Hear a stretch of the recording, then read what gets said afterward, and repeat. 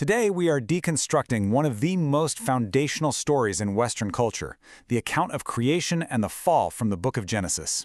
Now, you might think you know this story, but trust me, its layers are way more complex and, frankly, more fascinating than you probably remember. So, to really understand this, we're actually going to start at the end. This quote here frames the entire human story, not with creation, but with exile, with this deep sense of displacement.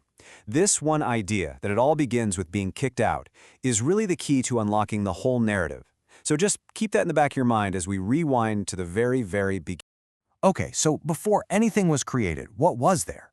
The story opens not in some empty, black void, but in a world that was just unformed. It was a world waiting for its cosmic blueprint to be laid out. Now get this, the original Hebrew phrase here is tohu wabohu, and we often hear this translated as formless and void, or maybe even chaos, but that's not quite right. A better way to think about it is pre-functional. It wasn't evil or chaotic, it was just unorganized. Imagine a construction site before the crew shows up.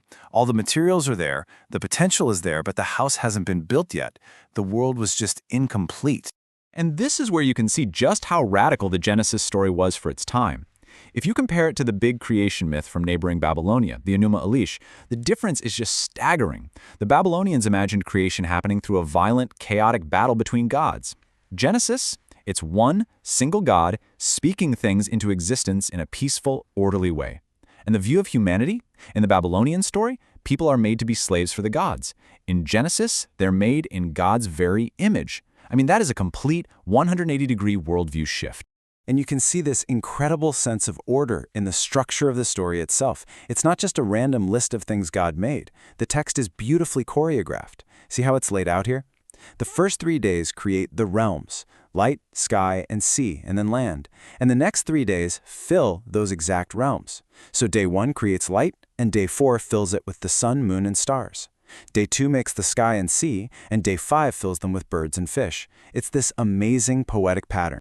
But then, just when you're settling into this cosmic, poetic vibe, the text just pivots hard. In the very next chapter, it feels like we're suddenly reading a completely different story, from a totally different point of view. So, what is going on here? Well, for centuries, people have noticed these differences. The name for God changes. The focus shifts from this huge cosmic scale to a very personal, human-centered story. The whole style changes. But scholars today don't really see them as contradictions. It's more like they're complementary. Think of it like this. The first story is the wide-angle panoramic shot of the universe. The second one is the intimate close-up portrait of humanity. And this brings us to one of the most powerful and, honestly, most debated ideas in the whole text. What does it actually mean to be created in the image of God? So, to figure this out, you just have to look at what God does in that first creation story. The narrative really highlights two main divine jobs. First, God names things: day, night, sky. By naming them, God is bringing order to them. And second, God steps back, looks at creation, and judges it to be good. Now, here's where it gets really interesting. Look at what happens with these two divine powers. The power to name, that gets delegated to humanity. God literally brings the animals to the man to see what he would call them. He's making humanity a partner in ordering the world. But the power to judge good and evil? Nope, that is explicitly reserved for God, and it's symbolized by that one forbidden tree. So being in God's image means you're supposed to be God's representative, not God's replacement. And that, of course, brings us right to the heart of the drama, the temptation, the choice, and the turning point that basically sets the stage for the rest of human history. Pay close attention to the wording here. The serpent has just planted a seed of doubt, and now the woman is looking at the tree for herself. And the text says she saw that the fruit was desirable. She makes her own value judgment right there. In that one moment, she decides for herself what is good, taking on the very role that God had reserved. So you see, she's not just breaking a rule, she's seizing a divine job for herself. So, what does the forbidden fruit really represent? Well, the story has stuck around for thousands of years precisely because there's no single easy answer. Let's look at a few ways people have tried to understand this moment.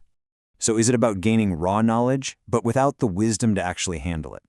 Or is it about the birth of doubt, that moment when good and evil get all tangled up and you can't tell them apart? Maybe it's about losing a fundamental trust in God's goodness.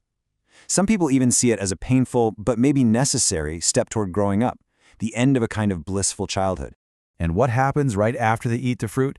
It's not some grand enlightenment. It's just a total breakdown of relationships. Their eyes are opened, and the first thing they feel is shame. Their first instinct is to hide from God. And then, when they're confronted, it's the blame game. The man blames the woman blames the serpent. That original unity is just shattered. All of this leads to the great unraveling, the consequence that shapes everything that comes after. And this is what we can understand as that first archetypal exile. Let's circle all the way back to that idea from the beginning. Exile. It's a state of displacement, of not belonging. So the expulsion from Eden isn't just a punishment. The story frames it as the foundational human experience, this constant struggle to find meaning and a place to belong now that we're outside of paradise. It's the blueprint for every story of displacement that follows. And this new reality they're thrown into is a harsh one. The natural harmony of the garden is totally gone. It's replaced by a world of struggle, pain, hard labor just to survive, and of course, the new reality of physical death. And to top it all off, armed guardians block the way back to the garden, cutting them off from the tree of life forever. There's no going back. So in the end, we're left with this huge, lingering question.